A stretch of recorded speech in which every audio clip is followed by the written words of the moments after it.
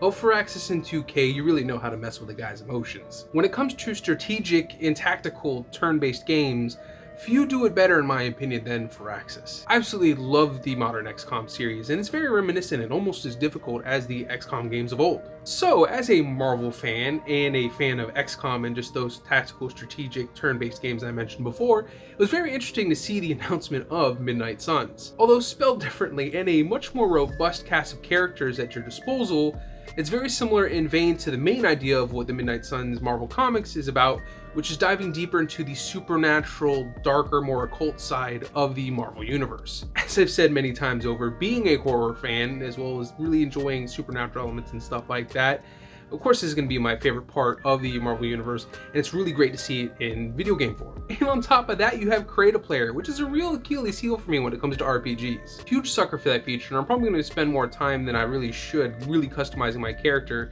That's another one of the major draws to this already fascinating game. But we need to address the elephant in the room, and that's that many of us, myself included, assumed that the gameplay style was going to be very much like XCOM. But from all the gameplay footage and everything we've been shown so far, it seems that the combat is almost like card game based. It's more of a chance of what cards for attacks or abilities that you might draw.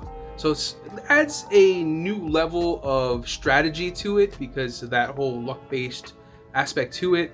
But I'm not entirely sure how I feel about it. I'm still more than willing to give this game a chance for many of the reasons I've already mentioned, but I am a little concerned about how the game is going to play based on that.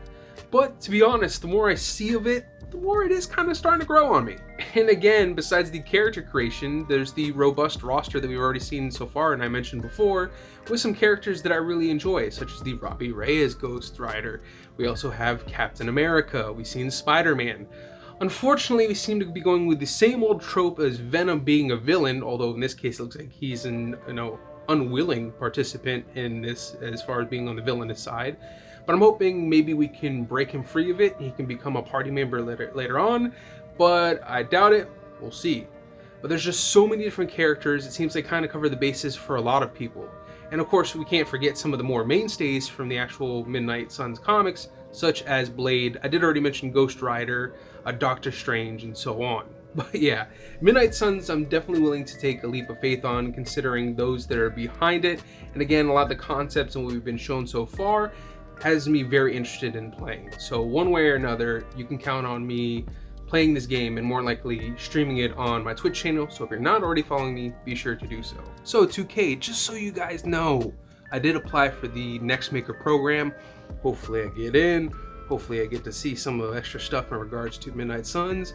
I mean, I'm going to talk about it regardless, but hey, you know what? Let's work together on this one. Also, I'd really be interested to hear your thoughts in regards to Midnight Suns.